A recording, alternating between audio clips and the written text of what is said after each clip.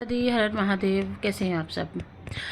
ये गुप्त नवरात्रों में आपकी साधना सफल हुई है या असफल कैसे मालूम पड़ेगा। कुछ तो बॉडी हिंट देगी, कुछ एनर्जी हिंट देंगी, कुछ संकेत आपको मिलेंगे। वो संकेत क्या होंगे, मैं इसमें बहुत सारे संकेत आपको बता दूंगी। इसमें से आप देख लेना आपको कितना मिलता है नहीं मिलता है। अगर आपकी साधना सफल हो जाती है तो आपके पूरे बॉडी में, यानी सर के बाल से लेकर पैर के नाखून तक, आपके पूरे बॉडी में वाइब्रेशन ज़रूर फील होगी। बॉडी के किसी पार्ट में फड़कन ज़रूर महसूस होगी। बॉडी के किसी पार्ट में वाइब्रेशन बहुत ज़्यादा महसूस होगी। आपको हमेशा ऐसा लगेगा कि हाँ, मेरे आसपास कोई ना कोई एनर्जी ट्रैवल कर रही है। किसी के स्पर्श होने का एहसास भी हो सकता है। अगर आप हाईली कनेक्टेड हो एनर्जी के साथ तो ये भी होता है कि आपको ना हमेशा महसूस होगा कोई आपको टच कर रहा है, या किसी के ठंडे हवा का महसूस, झोंका आना, ठंडी हवा का झोंका आना या गर्म हवा का झोंका आना, ऐसा ज़रूर महसूस होता है। आप अगर अपने घर में बैठे तो धीमी धीमी खुशबू भी आएगी, बहुत प्यारी सी खुशबू आएगी। जैसे मोगरे की खुशबू आएगी, जैस्मिन की आएगी, रोज़ फ्लावर्स की आती है, बहुत अच्छी अच्छी खुशबू आती है। आपको ऐसा लगेगा कि आपकी ना पूरी बॉडी में ना एक वाइब्रेशंस है, एक तरंग दौड़ रही है। मतलब आपको पहले जो खाली खालीपन लगता था वो नहीं लगेगा।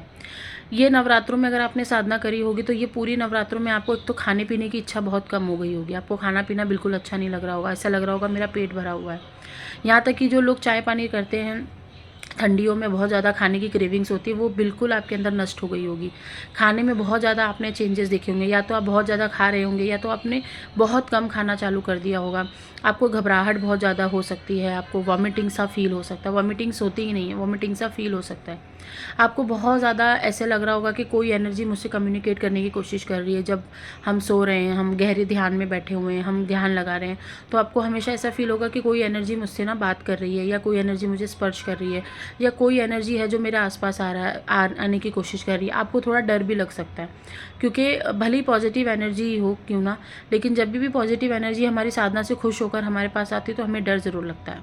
क्योंकि हमारा दिल है, हृदय है, बहुत कोमल है, बहुत सॉफ्ट है, तो उसने कभी भी ये सारी चीज़ों को बहुत अच्छे से भापा नहीं है, देखा नहीं है। तो जब भी हमें एहसास होता है कि हमारे आसपास कोई है तो हमारी दिल की धड़कन जो होती है वो बहुत ज़्यादा तेज़ हो जाती है।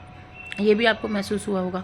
बहुत ज़्यादा आपके शरीर में फड़कन महसूस हो सकती है, चक्रों में घुमावट, चक्र का घूमना महसूस हो सकता है। पीछे से कुंडलिनी शक्ति ऊपर की तरफ उठ सकती है, तो पीछे ऐसा लगेगा कि कुछ चीज़ ऊपर की तरफ उठ रही है। ये भी आपको महसूस होगा। बॉडी में एक ताकत आ गई होगी, बॉडी में एक एनर्जी आ गई होगी। नींद कम हो गई होगी आपकी। नींद जैसे आप 8-8 घंटा सोते थे, अभी आप 4 घंटा सोएंगे, 5 घंटा सोएंगे, और बाकी के टाइम को आप अपने वर्किंग प्रोसेस में लगा देंगे। आप कोई काम कर रहे हैं तो उसमें आप अपना टाइम इन्वेस्ट करना शुरू कर देंगे।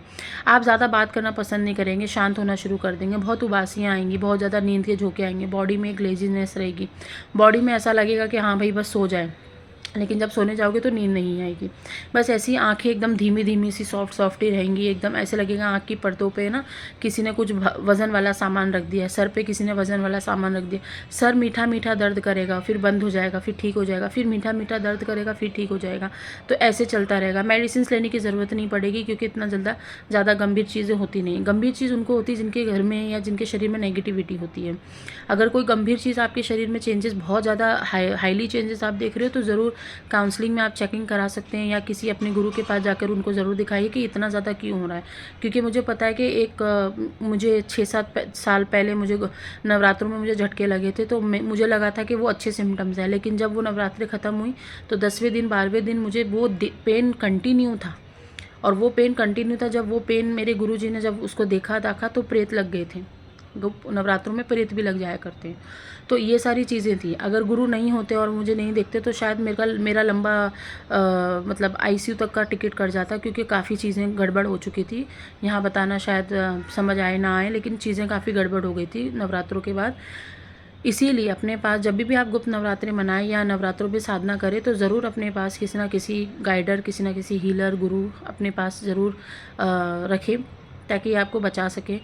क्योंकि आप ये सोचोगे कि नहीं सब कुछ ठीक है, लेकिन आपको नहीं पता एनर्जी हमसे बहुत ज़्यादा चालाक होती है। तो ये जो बात हुई थी ये बहुत साल पहले हुई थी, 5-6 साल हो गए इस बात को। तो उस चीज़ों से मैंने सीखा है। तो वो गलती अब वहाँ ही लास्ट थी, उसके बाद मैंने वो सारी चीज़ें नहीं करी। क्योंकि साधना में बाहर निकलना मना होता है, लेकिन हम किसी ना किसी काम से बाहर निकल जाते हैं और वो चीज़ हमें पकड़ लेती है। तो ये सारी चीज़ें होती हैं और आपको समझना पड़ेगा कि सारे पॉजिटिव इफ़ेक्ट क्या होते हैं और सारे नेगेटिव इफ़ेक्ट क्या होते हैं। गुप्त नवरात्रों में या बेसिक नवरात्रों में फ़र्क होता है। गुप्त नवरात्रों में बहुत ज़्यादा उग्र एनर्जीज़ आती हैं और जो हमारी बेसिक होती हैं, जो चैत्र की शारदीय जो हमारी नवरात्रि होती है वो बहुत ठंडी होती हैं, काफ़ी अच्छी होती हैं, शांत होती हैं। ये जो गुप्त नवरात्रि होती है ना, बहुत ज़्यादा तामसिक और बहुत ज़्यादा उग्र होती है। भले ही आप सात्विक तरीके से मनाएंगे तो भी बहुत जल्दी ये रिजल्ट देती है। आपकी कमर में दर्द हो सकता है, आपके घुटनों में दर्द हो सकता है, आपको झुकने में दिक्कत हो सकती है, आपकी पूरे बॉडी में जहाँ जहाँ पे हमारे चक्र होते हैं, सर यहाँ क्राउन चक्र से लेकर मूलाधार चक्र तक, उसके आसपास की सारी बॉडियों में फड़कन होना, गर्माहट लगना, वॉमिटिंग्स लगना, बहुत चिड़चिड़ापन होना। बहुत लोगों को ईचिंग की समस्या भी देखी जाती है कि अचानक से ईचिंग होने लग जाती है या अचानक से बॉडी के अंदर पूरी गर्मी बाहर निकलने लगती है। और बहुत लोगों के अंदर ये भी होता है कि दिमाग काम करना बहुत ज़्यादा स्लो कर देता है। तो ऐसा कुछ है तो अपनी चेकिंग करा के जो नेगेटिविटी आई है उसको निकालिए और आपकी जो आपने जो साधना करी उसकी जो सफलता हुई है, उसकी जो एनर्जीज़ आपको मिली वो आपको मिल सके। जब तक आप नेगेटिविटी नहीं निकालेंगे तो जो शक्तियाँ आपके पास आई हुई हैं आपकी साधना देखकर आपसे खुश होकर, वो आपको पूरा रिजल्ट दे नहीं पाती हैं, क्योंकि नेगेटिविटी आपको देने नहीं देगी। ये सारी चीज़ें होती हैं। तो अपने बॉडी में, अपने साधना में, अपने घर में ज़रूर ये नोटिस करिए और अपने बारे में ज़रा आगे जांच पड़ताल करिए। अब होता ये है कि घर में क्या हुआ होगा 9 दिन, अगर आपकी साधना सफल हो गई होगी तो घर में एक तरीके से शांति होगी। लेकिन जब भी आप पूजा करने बैठते होंगे तो थोड़ा थोड़ा सबके बीच में मनमुटाव होना या थोड़ा सा ऐसे चिल्लाना या थोड़ा सा गर्माहट होना घर में, या लड़ाई झगड़े का माहौल हो जाना। लेकिन लड़ाई झगड़े होते नहीं, वो छोटी सी बात पे निकल जाता होगा। ये सबसे बड़ा संकेत होता है कि साधना अच्छी चल रही है। और सबसे बड़ी बात है, अगर आपके भगवान परीक्षा ले रहे होंगे साधना में तो आपको बहुत ज़्यादा कामुकता हो जाएगी। बहुत ज़्यादा आपको ऐसा लगेगा कि मैं अपना ब्रह्मचर्य तोड़ दूँ, मैं बाहर का खा लूँ, मैं नॉनवेज खा लूँ, मैं अल्कोहल ले लूँ, मैं बाहर चले जाता हूँ, साधना छोड़ देता हूँ, पूजा पाठ छोड़ देता हूँ। ये सब कुछ होता है कि आपकी साधना सफल हो गई है और बस एक ही पड़ाव बाकी है, एक ही टेस्ट देना है और यही टेस्ट होता है। अगर आप ये टेस्ट दे देते हो तो आप सफल हो जाते हो। फिर नेक्स्ट भी आपकी जो साधना होती काफ़ी अच्छी हो जाती है। नहीं तो फिर आपको बार बार टेस्ट रिपीट करने पड़ते हैं।